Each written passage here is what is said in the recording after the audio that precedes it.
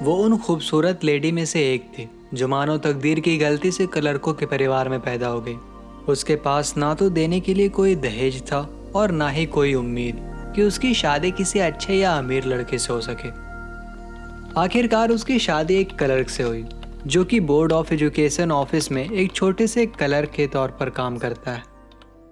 वो सिंपल होने की वजह से बहुत दुखी रहती और अक्सर उन अमीरी ख्यालों में खोई रहती कि काश मेरे पास एक अच्छा सा घर होता, पहनने के लिए ढेर सारे कपड़े होते और खाने के लिए ढेर सारे लजीज खाने बनाए जाते। लेकिन जब वो अपने अपार्टमेंट की गरीबी, टूटे फूटे दीवारों और घिसी पिटी कुर्सियों को देखती तो मायूस हो जाती और गुस्से से बोलती, आखिर मैं गरीब परिवार में क्यों पैदा हो गई हूँ। जब वो रात के खाने के लिए अपने पति के सामने बैठती जो खुशी से ट्यूरिन को खोलते हुए बोलता है, ओह आज पॉट पाई बना है, इससे अच्छा तो खाने में मेरे लिए कुछ हो ही नहीं सकता। वहीं दूसरी तरफ मटिल्डा जो अपने ही ख्यालों में खोई रहती। काश चमकती हुई चांदी की प्लेटों में अलग अलग तरह के डिलीशियस फूड होते, सच में खाने में तो मज़ा ही आ जाता। हालांकि उसके पास ये सब कुछ भी नहीं है, यहाँ तक कि फ्रॉक और ज्वेलरी भी नहीं, लेकिन फिर भी वो उन्हीं चीजों से प्यार करती है। उसकी एक अमीर दोस्त है, कॉन्वेंट की एक स्कूलमेट, जिसके पास वो जाना पसंद नहीं करती है क्योंकि जब वो वहां से वापस आती है तो उसे बहुत तकलीफ होती है और सारा दिन मायूस होकर रोती रहती। एक शाम उसका पति हाथ में एक बड़ा एनवेलप लेकर खुशी खुशी वापस आया। हे मटिल्डा, यहाँ तुम्हारे लिए कुछ है मेरे पास। इसे देखकर तो मटिल्डा काफी खुश हो गई होगी। क्या लगता है तुम्हें? हाँ, मैं इस कार्ड का क्या करूँगी? नहीं, मुझे लगा कि तुम इसे देखकर खुश हो जाओगी क्योंकि तुम कभी बाहर जाती नहीं हो और वैसे भी ये अपॉर्चुनिटी सारे एम्प्लॉयज के लिए नहीं है, बहुत कम लोगों को ही ये मिला है। और मैंने ये सुना है कि पार्टी में काफी बड़े बड़े लोग आ रहे हैं, तो मेरे ख्याल से तुम्हें चलना चाहिए। तुम्हें क्या लगता है? अच्छा ठीक है, अगर मैं वहाँ जाऊँगी तो क्या पहन कर जाऊँगी, बोलो? क्यों? जब हम मूवी देखने के लिए जाते हैं तो तुम जो ड्रेस पहनती हो वो तो तुम पे बहुत अच्छा लगता है।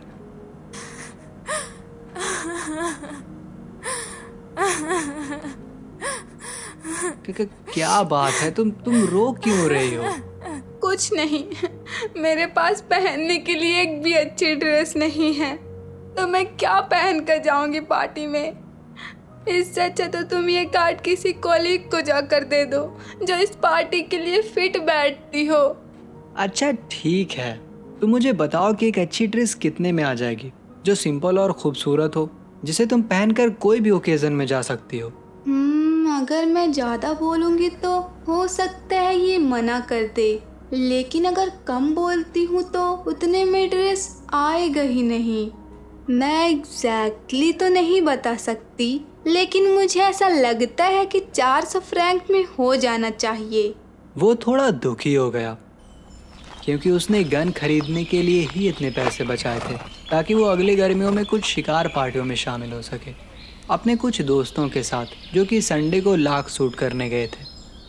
लेकिन फिर भी उसने कहा, ठीक है मैं तुम्हें 400 फ्रैंक दूंगा, हाँ लेकिन एक प्रीटी ड्रेस को ही खरीदना। जैसे जैसे इवेंट का दिन करीब आ रहा था तो इसे लेकर मैडम लोएजेल काफी नर्वस थी। हालांकि उसकी ड्रेस लगभग रेडी थी। एक शाम उसके पति ने उससे कहा, तुम्हें क्या हुआ है, तुम 2-3 दिन से अजीब हरकतें क्यों कर रही हो? अगर कोई प्रॉब्लम है तो तुम मुझे बता सकती हो। नहीं, कुछ नहीं, बस ऐसा ही। ठीक है, बता भी दो। वो मेरे पास पहनने के लिए कोई ज्वेलरी नहीं है। मैं सिर्फ ड्रेस पहनकर पार्टी में जाऊंगी तो सब लोग मुझे गरीब समझेंगे। हाँ तो तुम नेचुरल फ्लावर्स लगा सकती हो, इस मौसम में काफी अच्छे दिखते हैं। नहीं, मैं फ्लावर नहीं लगा सकती, वहाँ उतनी सारी औरतों के सामने इंसल्ट नहीं होना मुझे। ओह शिट, हम लोग कितने इडियट हैं। तुम अपनी दोस्त मैडम फॉरेस्टियर से तो कुछ दिनों के लिए ज्वेलरी मांग ही सकती हो। ओह हाँ, ये आइडिया मेरे माइंड में पहले क्यों नहीं आया। अगले ही दिन वो अपने दोस्त के घर गई और अपनी दुख भरी कहानी सुनाई। ये सब सुनकर मैडम फॉरेस्टियर अपने अलमारी से एक बड़ा ज्वेलरी बॉक्स निकाल कर लाई और उसके सामने रख दी। ओ माय डियर, इसमें से जो भी पसंद आ जाए वो तुम ले सकती हो। वो मिरर के सामने खड़ी होकर बहुत सारे गहने ट्राई करती है, जैसे कि ब्रासलेट्स, मोतियों का हार, फिर सोने का एक वेंसन क्रॉस और बहुत ही अच्छे कारीगरी के गहने, लेकिन उसे कुछ भी पसंद नहीं आता। सुनो, तुम्हारे पास कोई और ज्वेलरी नहीं है? हाँ, मेरे पास और भी ज्वेलरी है। ऐसा करो तुम खुद ही देख लो, मुझे नहीं मालूम कि तुम्हारी पसंद क्या है। वो खोज ही रही थी कि अचानक उसे ब्लैक सैटिन बॉक्स में एक बहुत ही शानदार डायमंड नेकलेस मिला।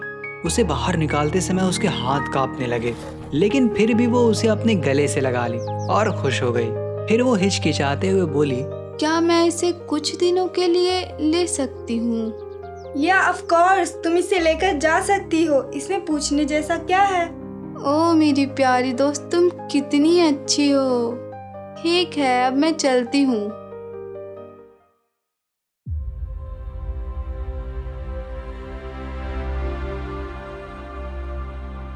आज पार्टी का दिन है। जैसा मैडम लॉयजेल चाहते थे वैसा ही हुआ। वो स्माइल करती हुई बहुत प्यारी लग रही है। उसकी ड्रेस, उसकी नेकलेस सच में बहुत ही खूबसूरत लग रहे हैं। पार्टी में जितने भी लोग हैं सब उसी को ही घूर रहे हैं, उससे बात करने की कोशिश कर रहे हैं। ये सब देखकर वो बहुत ज्यादा खुश है, मानो जैसे उसका हर एक सपना पूरा हो गया हो। वो खुशी के नशे में बहुत देर तक नाचती रही। करीब सुबह के 4 बजे तक वो घर के लिए निकली। उसके पति आधी नींद से सलून में सो रहे। साथ में 3 लोग और हैं जिसकी वाइफ अभी भी पार्टी में एंजॉय कर रही है। ये कैसी सवाल है? जल्दी यहाँ से चलो, वरना कोई देख लेगा तो क्या सोचेगा। सब लोग कितने महंगे महंगे सॉल पहने हैं। अब चलो भी यहाँ से। अरे लोजल रुको, मैं कैब बुला कर लाता हूँ। लेकिन वो एक नहीं सुनी और तेजी से सीढ़ियों से उतरने लगी। जब वे लोग सड़क पर पहुंचे तो उन्हें कोई भी कैब नहीं दिखी। अचानक दूर में उन्हें एक कोचमैन दिखा। हे कोचमैन! लेकिन कोई फायदा नहीं। वो निराश और कांपते हुए नदी की तरफ चल पड़े। थोड़ी दूर चलने के बाद आखिरकार उन्हें उन पुरानी गाड़ियों में से एक मिल ही गई जो रात होने के बाद भी अक्सर पेरिस में दिखी जाती है। ये उन्हें उनके दरवाजे तक ले गया और वो दोनों थके हारे अपने अपार्टमेंट तक चले गए। मैडम लोजेल अब भी पार्टी के बारे में ही सोच रही है, लेकिन मिस्टर लोजेल को याद आया कि उसे 10 बजे तक ऑफिस पहुंचना होगा। वो अपनी खूबसूरती को एक आखिरी बार देखने के लिए कंधे से शॉल को हटाई। अचानक उसके मुंह से चीख निकल गई। मेरा नेकलेस कहाँ गया? मिस्टर लोजेल ने पहले से ही आधे कपड़े उतार दिए हैं। कि क्या बात है? मेरे पास मैडम फॉरेस्टियर का नेकलेस नहीं है। क्या? लेकिन कैसे? ये बिल्कुल भी पॉसिबल नहीं है। अच्छा ठीक है, तुम मुझे अपना ड्रेस दिखाओ, पॉकेट चेक करो। नेकलेस तो कहीं भी नहीं है। क्या तुम्हें यकीन है कि जब हम लोग मिनिस्टर के घर से निकल रहे थे तो तब भी ये तुम्हारे पास था? हाँ, जब मैं बाहर आ रही थी तो ये मेरे पास ही था। हो सकता है तुमने उसे सड़क पर गिरा दिया हो, लेकिन गिरने की आवाज तो हम लोगों ने नहीं सुनी, तो फिर पक्का ये कैब में ही रह गया होगा। हाँ, ऐसा हो सकता है कि नेकलेस कैब में ही रह गया होगा। क्या तुमने उसका नंबर लिया था और तुमने ध्यान दिया कि वो क्या था? नहीं। Oh shit. अच्छा ठीक है, मैं कपड़े पहन कर जाता हूँ। लेकिन कहाँ? अरे वहीं जिस रास्ते से हम लोग पैदल चलकर आए हैं, शायद वहाँ मिल सकता है। इतना बोलकर वो चला गया। मैडम लोजेल अपनी इवनिंग गॉन में रही। उसमें बेड पर भी जाने की हिम्मत नहीं बची। करीब 7 बजे मिस्टर लोजेल वापस लौट आया। उसे वो नेकलेस कहीं नहीं मिला। फिर वो पुलिस स्टेशन में जाकर कंप्लेंट लिखवाता है, कैब ऑफिसेज में जाकर चेक करता है, यहाँ तक कि न्यूज़पेपर में एड्स भी लगवा देता है कि जो भी इसे खोज कर लाएगा उसे इनाम दिया जाएगा। इधर मैडम लोजेल परेशान होकर पूरा दिन इंतजार करती रही कि नेकलेस मिलेगा या नहीं। शाम को लोजेल वापस आया। उसका फेस पीला पड़ गया क्योंकि उसे नेकलेस के बारे में कुछ नहीं मालूम चला। एक काम करो, तुम अपने फ्रेंड को एक लेटर लिखो कि नेकलेस का क्लैश पे टूट गया है, उसे ठीक करवाने में कुछ वक्त और लग जाएंगे और जैसे ही ये सही हो जाता है तो मैं आपको वापस कर दूंगी। इससे क्या है कि हम लोगों को कुछ वक्त और मिल जाएगा। ठीक है, मैं ऐसा ही करती हूँ। 1 हफ्ते के लास्ट तक दोनों की सारी उम्मीदें खो गई। मिस्टर लोजेल अब इतनी टेंशन में रहने लगे कि वो अपने एज से 5 साल बड़े दिखने लगे। आखिरकार दोनों ने आपस में डिस्कशन किया कि हमें नेकलेस को रिप्लेस करना होगा। फिर ये लोग पाले रॉयल शॉप में जाते हैं और वहाँ उन्हें डायमंड का नेकलेस दिखता है जो एग्जैक्ट वैसा ही लग रहा जो इन्होंने खो दिया था। इसकी कीमत 40,000 फ्रैंक्स है। हालांकि ये डिस्काउंट वगैरह करके 36,000 फ्रैंक्स में मिल जाएगा। इसे खरीदने के लिए लोएजल के पास सिर्फ 18,000 फ्रैंक्स ही हैं, जो उसके पिता ने उसके लिए छोड़ दिया था, और बाकी के पैसे वो लोगों से बड़े बड़े वादे करके उधार पर लेता है। फिर वो काउंटर पर 36,000 फ्रैंक्स जमा करके न्यू नेकलेस को खरीद लेते हैं। इसके बाद मैडम लोएजल फॉरेस्टर के घर गई। हे मटिल्डा, कैसी हो तुम? आओ अंदर आओ। वो मैं तुम्हें ये नेकलेस वापस करने आई थी। ओ हाँ, नेकलेस। लेकिन तुम्हें इसे जल्द ही वापस लौटा देना चाहिए था, क्योंकि मुझे इसकी ज़रूरत पड़ सकती थी। मुझे डर है कि अगर मैडम फॉरेस्टर बॉक्स को ओपन करती है तो उसे सब मालूम हो जाएगा कि ये उसकी नेकलेस नहीं है। हमने उसे कोई और नेकलेस दिया है। कहीं वो मुझे चोर तो नहीं समझेगी। ओह गॉड। लेकिन ऐसा नहीं हुआ। वो बॉक्स को ओपन नहीं की। अब मैडम लोएजल समझ गई कि जितना अपने पास हो उससे ज्यादा खर्च करके शौक को पूरा नहीं करना चाहिए। और हाँ, बहादुरी दिखाकर वो नेकलेस तो वापस कर दी, लेकिन नेकलेस को खरीदने के लिए जो इतने सारे लोन्स लिए हैं, अब उसे चुकाने की बारी है। लोन्स को चुकाने के लिए सबसे पहले वो नौकरानी को काम से निकाल दी, फिर अपना घर बदल ली और एक छोटे से किराए के घर में रहने लगी। इसके लिए उसे किचन के सारे कामों को सीखना पड़ा, जैसे कि गंदे बर्तन धोना, तेल लगे हुए कपड़े साफ करना, फिर उसे सूखने के लिए देना और भी बहुत सारे काम।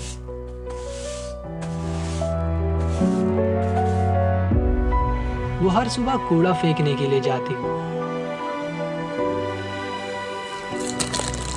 और जब भी पानी लाती तो हर थोड़ी दूर चलने के बाद रुक कर सांस लेती।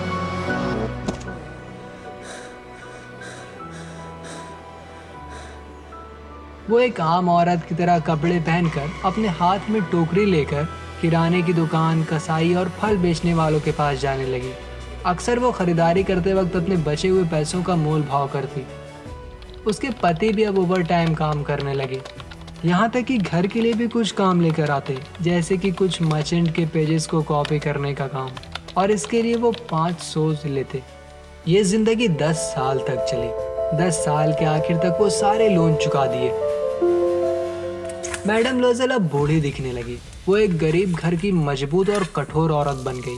इसके बाल बिखरे हुए रहने लगे, स्कर्ट खराब रहने लगी, उसके हाथ लाल हो गए। वो अब ऊंची आवाज में बातें करती। अगर कभी फ्लोर को साफ करना हो तो वो पानी की बड़ी बाल्टी से ही उसे धो दिया करती। कभी कभी जब उसका पति ऑफिस में होता था तो वो खिड़की के सामने बैठ जाती और उन पुराने दिनों के बारे में सोचती, उस पार्टी के बारे में जहाँ वो कितनी खूबसूरत और खुश लग रही थी। कैसा होता अगर इससे वो नेकलेस ना खोया होता। सच में जिंदगी में कितने बदलाव आते हैं, किसे पता कि एक छोटी सी चीज किसी को आबाद या बर्बाद कर सकती है। एक संडे जब वो पूरे वीक की स्ट्रेस को दूर करने के लिए चैम्प्स एलिजे में वॉक करने गई तो उसे अचानक एक लेडी अपने बच्चों के साथ घूमती हुई दिखी। ये मैडम फॉरेस्टियर है शायद। हाँ, ये अभी भी कितनी यंग और प्रीटी दिखती है। क्या मुझे उससे बात करनी चाहिए? हाँ बेशक। और जब मैंने उसे नेकलेस वापस कर ही दिया है तो शर्म किस बात की। गुड मॉर्निंग जेन। उसके दोस्त ने उसे नहीं पहचाना और वो हैरान हो गई कि एक आम औरत ऐसा क्यों बोल रही है जैसे कि ये मुझे बहुत पहले से जानती हो। वो हकलाते हुए बोली, लेकिन मैडम, मुझे नहीं मालूम कि आप कौन हैं। शायद आपको गलतफहमी हुई होगी। अरे नहीं, मैं मटिल्डा लोएजल हूँ। तुमने मुझे नहीं पहचाना? क्या तुम मटिल्डा हो? ओ मेरी पुअर मटिल्डा, तुम इतनी चेंज कैसे हो गई? हाँ, जब से मैं तुमसे मिली हूँ तब से कुछ मुश्किल और ख़राब दिन गुजरे हैं, और ये सब तुम्हारी मेहरबानी है। क्या मेरी? लेकिन कैसे? तुम्हें याद है वो डायमंड नेकलेस जो तुमने मुझे पहनने के लिए दिया था? जब मैं मिनिस्टर की पार्टी में जा रही थी। हाँ, बहुत अच्छे से याद है मुझे। क्यों? दरअसल वो मुझसे खो गया था। लेकिन कैसे? तुमने तो मुझे वापस कर दिया था। मैं तुम्हें उससे मिलता जुलता नेकलेस लौटाई थी और उसके पैसे चुकाने में मुझे 10 साल लग गए। तुम समझ ही सकती हो कि ये हमारे लिए आसान नहीं था, लेकिन अब यह पूरा हुआ और हम लोग काफ़ी हद तक खुश हैं। तुम्हारा मतलब है कि तुमने मुझे नेकलेस के बदले एक रियल डायमंड का नेकलेस दिया? हाँ, क्यों? तुम्हें इसका एहसास नहीं हुआ? वो बिल्कुल एक जैसे थे। ओ मेरी बेचारी मटिल्डा, वो नेकलेस असली डायमंड के नहीं थे। उसकी कीमत 500 फ्रैंक से ज़्यादा नहीं होगी। क्या?